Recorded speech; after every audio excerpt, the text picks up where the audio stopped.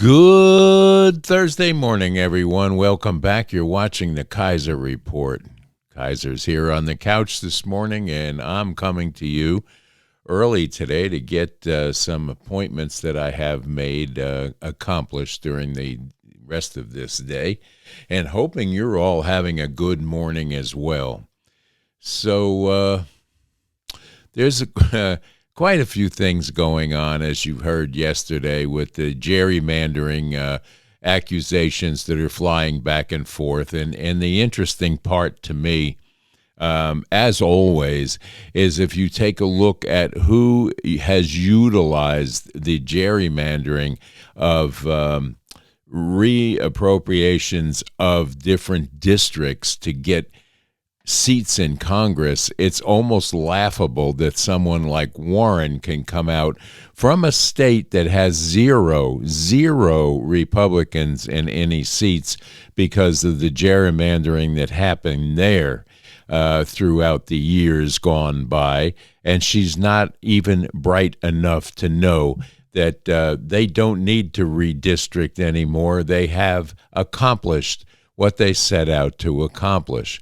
And all the Republicans are doing in Texas right now is what the Democrats do in every state all of the time. But you, if you are smart enough to realize that if you take a look at everything that they accusatorily tell you that the Republicans are doing, it's something that they have already accomplished. They do this in every facet of government. And they lie and then accuse their opposition as liars. Because if you're worried about them, you won't be looking at what they have accomplished and what they have pulled over on with the help of mainstream media. And I tell you this every day, if you're planning on utilizing mainstream media for your information, you cannot trust any of these networks any longer. They have been caught, they have been exposed, and they know it now. And half of the talking heads that are telling you about how tariffs work, how gerrymandering works, how this works and that works, they do not have a clue in their own minds of how it works. But they're going to read to you off a piece of paper and a teleprompter so you will be confused about any issues that are coming up that may require you to cast a vote on. I'm sorry, but it's the way it is. So, poor Jasmine, she just can't get over the fact that she may be losing her cushy seat as a result of her not living in the district that she is holding a seat for. And this is very much like most of them around the country that are looking at and worried about redistricting because they will lose their seat, because they have lied and they have lived in other areas rather than the district that they represent, which means they know nothing about the plight of the people in that particular area. So let's send Jasmine a Dear Jasmine letter. Let's take a look here.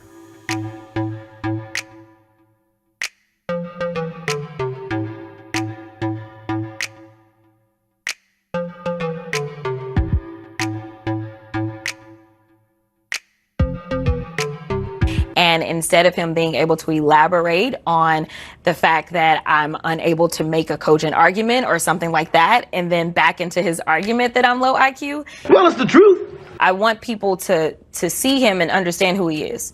This is a person that has a problem with people of color, period. I don't care how many black MAGA out there with they hats. Out there with they hats. Out there with they hats. Perhaps that proves my point. When we look at who he always disrespects and says that they are low IQ, even though when you look at his cabinet, this has to be the most incompetent cabinet we have ever had in the history of this country. Just like you.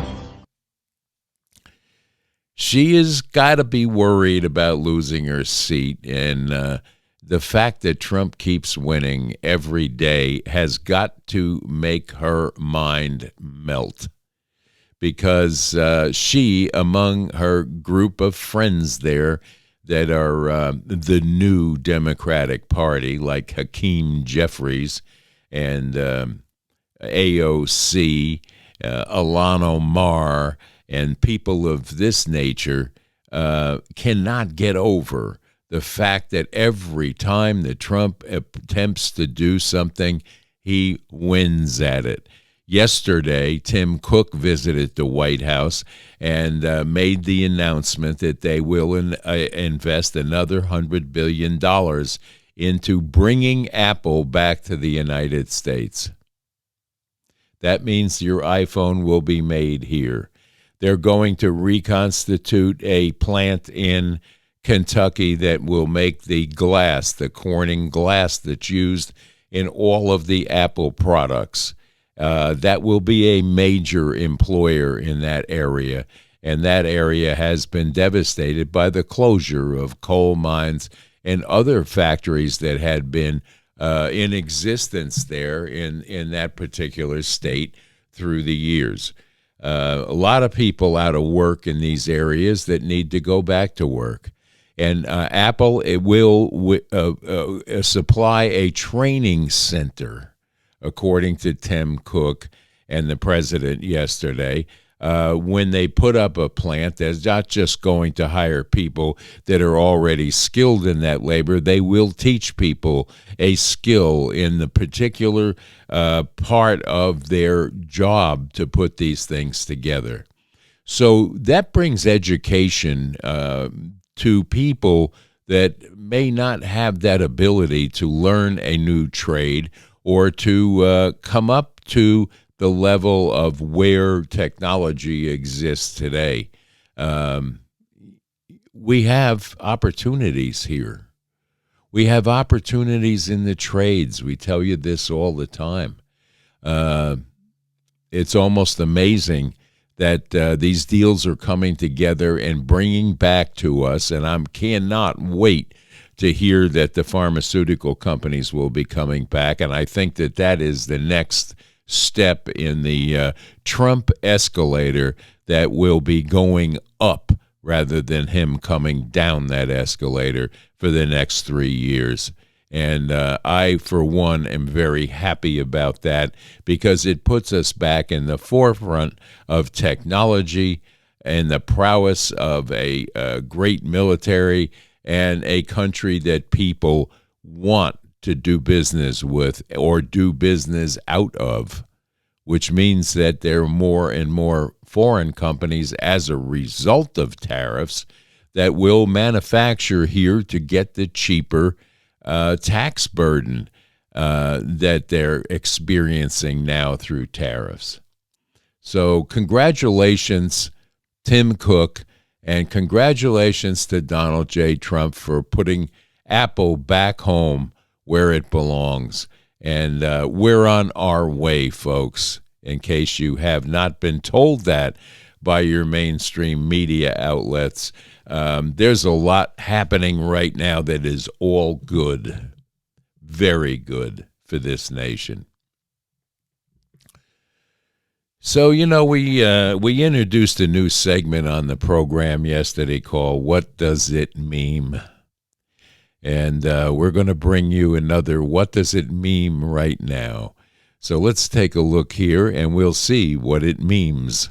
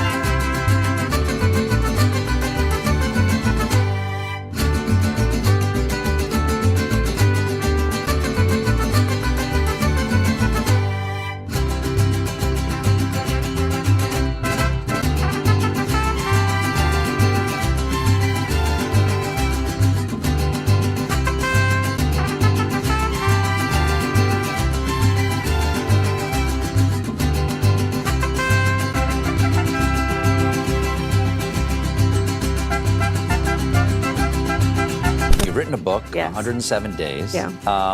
It's describes the number of days that were in your campaign, which, as you said, is the shortest presidential campaign of all time. Yeah. I thought it was a very strange campaign that we had. What do you want people to take from the story that you have to tell of those 107 days? So this book is basically a behind-the-scenes sharing of what it means to run for president. Well, she can't speak. She can't talk. Well, one, I mean, I thought she was a terrible candidate. Look, don't forget, she didn't really get the nomination. She can't do an interview. and I hope by writing this book, one of the things that I do is help people see from the inside what it is in a way that they can see something about themselves that tells them, hey, I could do that. That doesn't make sense. I mean, there's a lot of personal stuff in the book. I mean, Dougie kind of dropped the ball on my big birthday. I wouldn't call her a skilled politician. All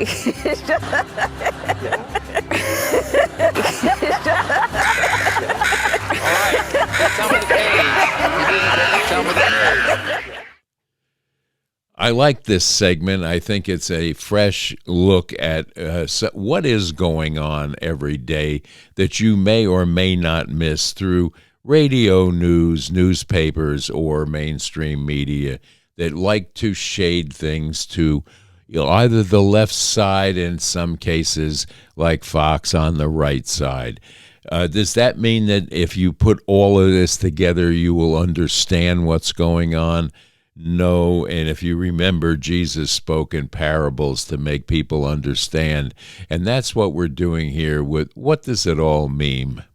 And that's going to be a continued segment on this program, and we're hoping you all enjoy it. So let me know in the comments below whether or not you like it, or you want to see more of it, or whatever.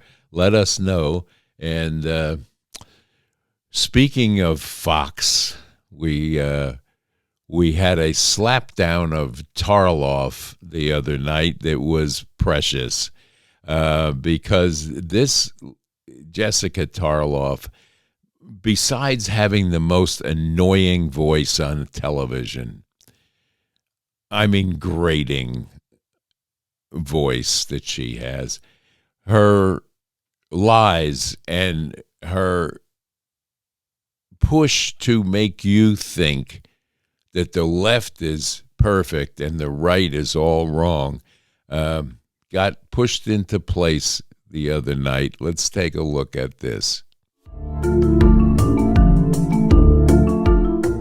From a judge to be deported, or they're wanted in another country for crimes. Go into the midterm saying that immigration isn't a problem. How it's being more ICE agents because the previous administration let 20 million people into the country without vetting them, and they've been committing crimes all over the place for a number of years. They need more people to take them out. They've returned ICE to their mission, which is getting people from the interior out of the country. And I think it's an indictment that they're having to put places like this in Indiana, which is not a border state. It's in the middle of the country because these people got bus tickets and plane tickets to wherever they wanted to go. And now the administration is making due on their deportation of these criminal aliens from their communities because they don't want them there anymore. So they need more people and more facilities. It's about time someone put her in her place. Well, it happens all the time on the five. Gutfield doesn't allow her to get away with too much, nor does Jesse Waters, which I like the five. I watch it. Usually if I turn it on and Tarloff is on there in place of Harold Ford or some of the other people they put in that seat for from time to time, I will probably go away from it. I cannot stand Jessica Tarloff. I tell you this all the time because I really, really do not like her attitude, her looks, her voice, and her stupidity, because it is out there and evident to anybody watching. So that brings us to talk a little bit about what is going on with tariffs and have they really worked. Yes, they have. And if you think about some of the wins that Donald Trump has had up till now, you'll quickly realize that the tariffs have brought people back to the table. The India tariffs situation, which I thought would be one of the first to close, is stymied over the use of their Russian oil that Trump does not want happening. They want oil. We're going to sell them oil. And we need to stay aware of whether or not India is really a good friend or not to this country. But as I told you yesterday, we have a lot of our questionable alliances going on between China with all the drugs, India with more of our pharmaceuticals being manufactured there. So we have a stretched supply line that needs to be looked at, and we need to pay very close attention to getting those people, those medical and companies and pharmaceutical companies back here in the United States producing one more time. If you look at the industries that we had here building medical equipment, which I'm intimately familiar with over the years, they've all gone overseas. A lot of the laser products that are made for surgery in this country, both in the medicine side and the dental side, are being manufactured in other countries. We need to get that technology back here and get it going one more time. Bring it back, and train people to have a new outlook on what they want to do in a workaday world, where they can have a technology-based thing like that Apple is going to provide with these new plants. There'll be training centers to bring people in which have the ability to learn new things, and there it is. Training is important. When our school systems are back to normal one more time and not worried about gender-affirming teachings and things of that nature, and they put back the trades back in the shop classes in the high schools, and when the colleges wake up and realize that these professors with their heads up in the clouds somewhere with weird ideas should be in some cases replaced by people who can teach a trade or teach something that is viable for that student to leave that institution, go out and make a good living, put some dollars away, buy a home, start a family, and act normal for a change. This will, if people go back to work, they won't have the time on their hands to sit and make stupid TikToks. That'll hurt our little stupid town here because we rely on these people to come in with their crazy ideas and half-baked lunacy that you see coming out of the TikTok genre that are out there, out of work, sitting on their hands, waiting for the government to feed them, to take care of their health, and then let them vote so it continues time after time again, rather than fixing the problem and understanding that we're into maybe 3 generations of a welfare state in some places because there are no educational places for people to go and learn a viable trade. And let me just tell you, in case you're not understanding, a plumber, an electrician, a carpenter, HVAC technicians, people of this caliber are making a very good living. There's a lot of money to be made in these trades. If you have the prowess to do it, you can become an operating engineer, running cranes, or building large buildings that seem to be going up in all the major cities anymore. Yes, there's unions involved in that will help you along. If you're lucky enough to know somebody that can vouch for you, you can get that trade under your belt, make a very good living, and if you're smart enough to put a little bit away every paycheck, you'll have a retirement that you will not have to worry about. I can't live on Social Security. That wasn't designed to take care of you because the pensions were taken away. That wasn't designed for people who do not want to work and pay into it to benefit from it. Whether or not that's happening, it's being looked at right now. I don't believe that it's been that far abused, but I'll bet they'll uncover some abuse that is taking place there. And we'll see where that goes. But anyway, that'll bring us up to, I'm going to show you something really scary right here. Hold on to your seats, because this could have been our disaster. Watch this.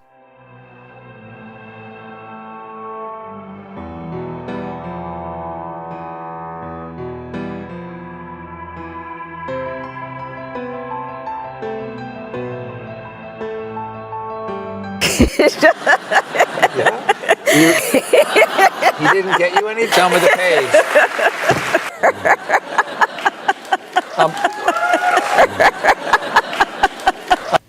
We talked about it. So we're not surprised what the Supreme Court is doing, and God thank those members of the court who write brilliant dissents. You can never let anybody take your power from you. And that's what I think. And that's what I think. That in this moment where people have become so deflated and despondent and afraid. Afraid. I'll have a Bloody Mary and a steak sandwich and a steak sandwich, please. Dougie kind of dropped the ball on my big birthday. He didn't get you anything?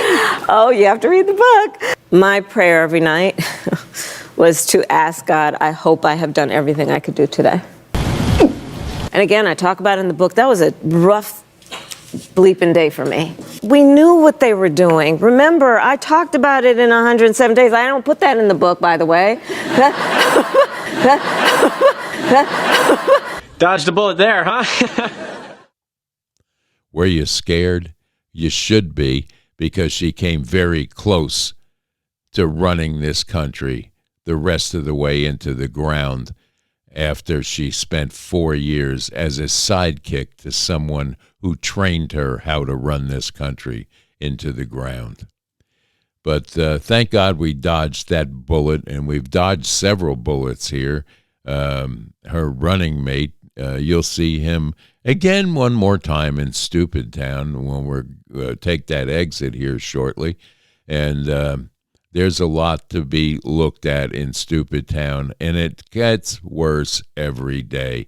If you listen to Hakeem Jeffries and any of those idiots that are out on the steps or at a podium reading off a piece of paper like Chuck Schumer, hunched over, oh, I got to turn the page because I can't memorize anything to come out. And if it's coming from your heart, and you're out there giving a speech to anyone, any group of people, especially on the Senate floor, you would think that you would have not a written speech, but come from the heart and say what you really mean, not what somebody's telling you to say, not the party's talking points. Come from the heart. And when you come from the heart with anything, whether it's a priest giving a sermon or a senator standing at that podium, it should be believable, not read off a piece of paper because you're not bright enough to memorize something that was given to you and make it look like it's coming from your heart. I told you yesterday they're all actors. You would think with the grandstanding that they're doing and the help they're getting from Hollywood, they'd be a little bit better at lying to you and making it more believable. But it's almost comical when you watch Chuck Schumer lay over that podium like a chicken hawk, reading off a piece of paper. It is so disingenuous that it is laughable. If it should be more laughable, but it's almost sad that old man hasn't realized yet that his sell-by date has expired. And the up-and-coming guy right behind him is Hakeem Jeffries, another liar, another person that takes a party line. He's just better at memorizing it than Chuckles is. AOC is the big threat to Chuck Schumer. Well, there is another idiot that is, as Donald Trump would say, another low IQ person. But she's getting all the accolades, and she's getting behind communism, and she's railing about this Mandani character being the answer to everything that she dreams about. Well, she needs to dream about a little bit more of us rather than the communists that she wants to back. And she has done nothing, and there's another one with a district that she doesn't live in. What's up with that? These people live a cushy life. Make no mistake, they're enjoying life. They're enriching their lives, and they're doing it on the taxpayer's dime. Remember that next election. When these people come up for a primary, remember. If you can't remember, write it down and put it in your iPhone to pop up as a warning on that date, the next election date. And then maybe we'll see some results. Our founding fathers didn't design it this way. Our founding fathers, as I say many, many times in the past, designed it for you to be successful in a walk of life. Go in and donate your time and talents to our government. And when your time is up, go home. Go back to that walk of life and teach the next person coming up how to be a true patriot and a true American and donate their time when it comes time. We need term limits on our Congress. There is no doubt about it, but as long as we have Congress determining whether or not we will have term limits, then we have a problem, especially with some of these lackluster people that have gotten in these seats and with all the wrong ideas of what this government should be. And they're the first ones to scream and screech and cry about somebody else is a threat to our democracy. The threat to our democracy sits in the seats of our Congress.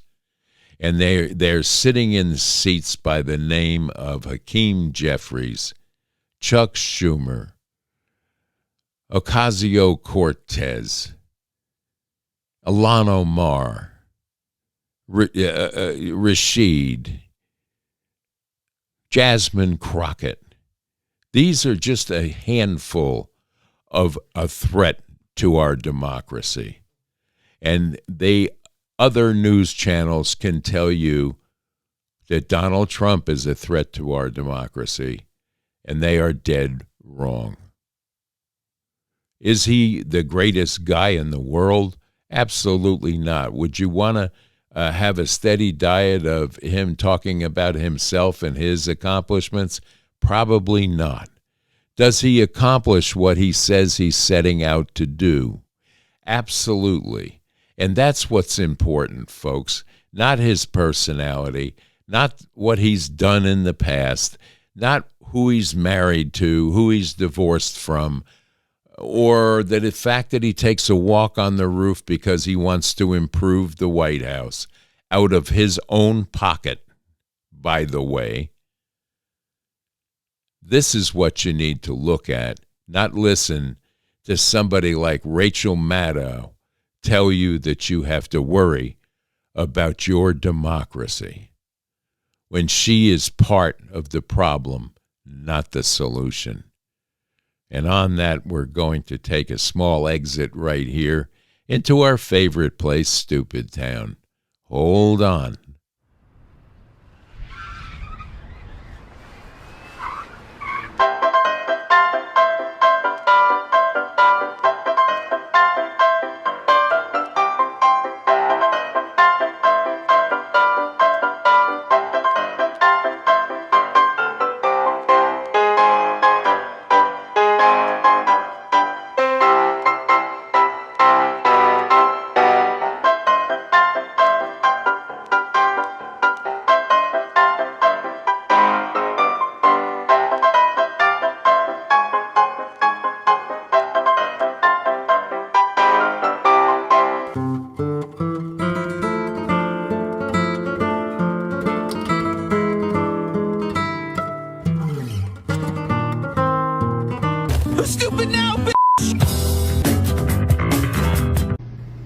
Well, ain't nobody gonna say it. Well, let me be the one to say it. Obama would have never put the whole world in danger. Obama would have never. Clock that T. Obama would have never. I said it. Sure did. He would have never did that. So everybody who voted for Trump, everybody who voted for him for an ill intention, just to have hate in your heart, instead of isolating with our Spanish people, picking them up from the workplaces, picking them up from with their kids, and like you picking them up from doing a crime, you picking them up at places where we all go, and that's at work.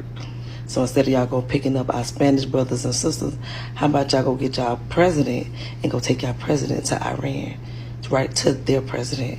How about y'all do that? Leave us alone, leave our Spanish brothers and sisters alone, and go get your president and take them to Iran. Because while you're sitting up here trying to worry about them, you ain't ready for Iran. We're not ready. I don't want Iran to know I had nothing to do with that decision that dummy that he did. I did not approve of that. But nobody want to say that. Obama would have never did that.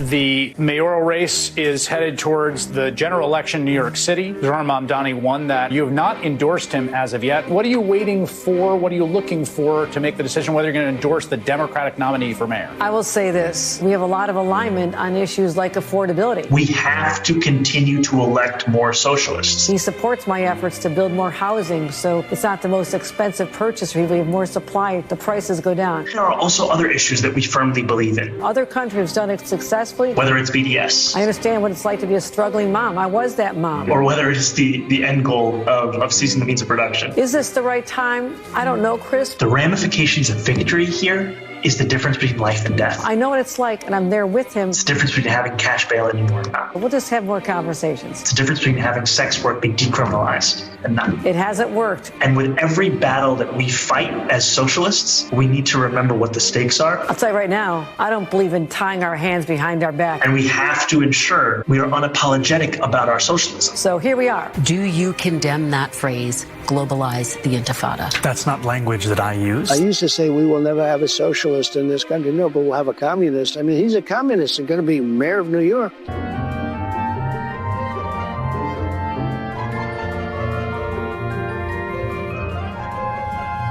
Recently, I made the decision that for now, I don't want to go back in the system. I think it's broken. You know, I believe, and I always believed, that as fragile as our democracy is, our systems would be strong enough to defend our most fundamental principles. And I think right now that they're not as strong as they need to be, and I just don't want to, for now, I don't want to go back in the system. I mean, look, the power is with the people. That has always been the Well, she can't speak. ideal and or I say the strength of our nation. She can't talk. And we the people. She can't do an interview. And I believe right now that it is important to do what I can do from the positions that I have held and what I have seen about the world and our country to get out there and remind everyone who needs reminding right now of their power. That doesn't make sense. It is our government. It is our country. You can never let anybody take your power from you. You can never let anybody take your power from you. They lost an election in a landslide. Look, this. Well, that's our visit to Stupid Town today. It's Thursday. It's a beautiful day today, the 7th of August.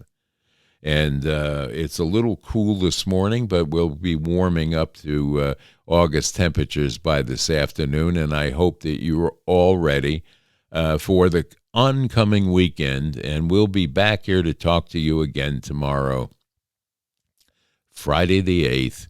And we'll see you all back here then. So until then, as we always say, stay safe, stay strong, and stay tuned to the Kaiser Report for a funny look at what's really going on and some truth in what the story really is. Bye-bye now. May God bless you all.